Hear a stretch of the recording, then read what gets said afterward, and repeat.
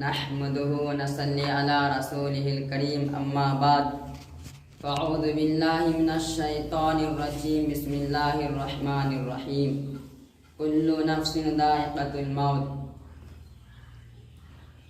میرے محترم بزرگ اور دوستو، میں نے آپ حضرات کے سامنے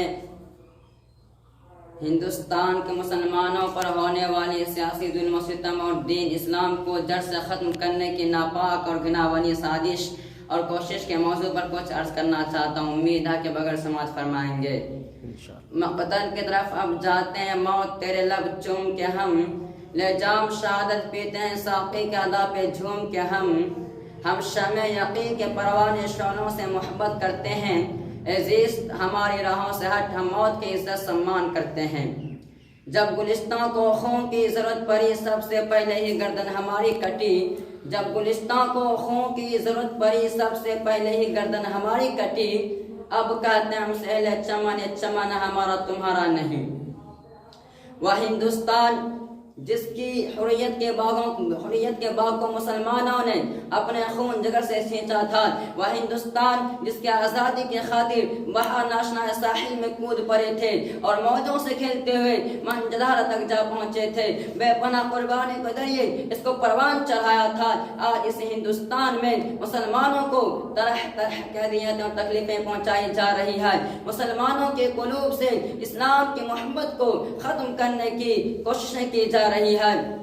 اس میں شک و شبہ نہیں کہ دنیا میں حق و باطل کا تصادم روز اس لیے سے جاری ہے. ظالم و جابر، طاقتور و کمزور، مظلوم کی کہانیاں بہت قدیم ہیں. خرمن انسانیت پر کئی بار بجلیاں گرے ہیں. باغ آدم میں کئی آندیاں آئے ہیں. وحشت و برمت نے بارہا انسانیت کا منہ نوچا ہے اور حیوانیت کا ننگا ناچ کیا ہے. اس میں شک نہیں کہ ہم پر مصائب کے پہاڑ ٹوٹ رہے ہیں. ہم مظلوموں میں قصور کو فرقہ پرستوں نے ظلم و ستم کا نشانہ بنایا ہے. یوں تو ہندوستان میں کسی بھی دور میں مسلمانوں کا حامی نہیں تھا، لیکن جب سے فرقہ پرستوں نے ہندوستان میں جنم لیا اس وقت سے مسلمانوں کی رہی صحیح سکون و چین چھن گیا.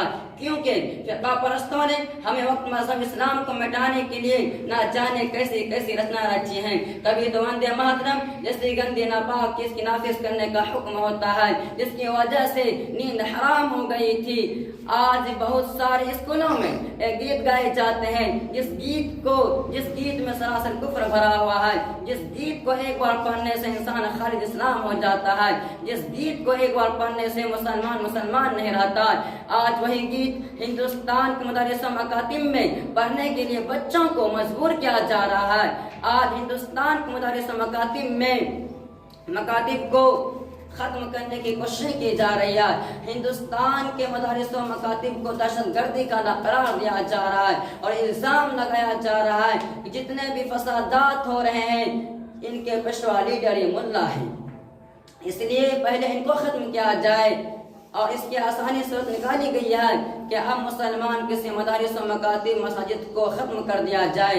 اسی وجہ سے ہماری عبادت گاہوں پر پابندی لگا دی گئی ہے کہ اب مسلمان کسی بھی مدارس و مکاتب اور مساجد کو نہیں بنا سکتے. لیکن شاید ان کو معلوم نہیں کہ جب مسلمانوں کی جب تک سانس چلتی رہے گی اس وقت تک دین اسلام اور مکاتب مساجد پر کسی طرح کی آنچ نہ آنے دیں گے. ہم تمہاری دھمکیوں سے خوف کر سکتے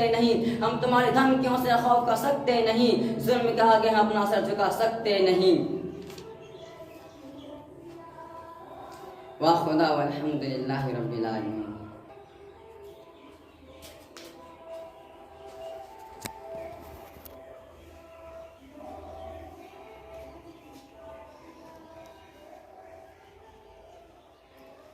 یہ مدرسہ اسلامیہ عربیہ یتیم خانہ مقام بھٹوڑی، پوسٹ بنسگوپال، تھانہ پرانی بازار، ضلع مدھے پورہ، بہار کے طالبہ ہیں جو حفظ پڑھتے ہیں. ماشاءاللہ بہت ہی مبارکبادی کے لائق ہیں، بہت ہی اچھے اور عمدہ انداز میں بیان کی ہے.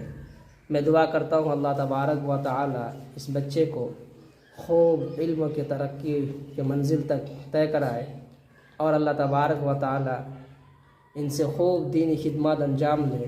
اور اللہ سے دعا کرتا ہوں اللہ تعالیٰ انہیں بھی اور اس مدرسہ یتیم خانہ کو بھی نظر بد سے حفاظت فرمائے، اور اللہ تبارک و تعالیٰ دین دگنی رات چوگنی ترقی عطا فرمائے، آمین یا رب العالمین۔ عزیز محمد سہراب صلی اللہ علیہ وسلم۔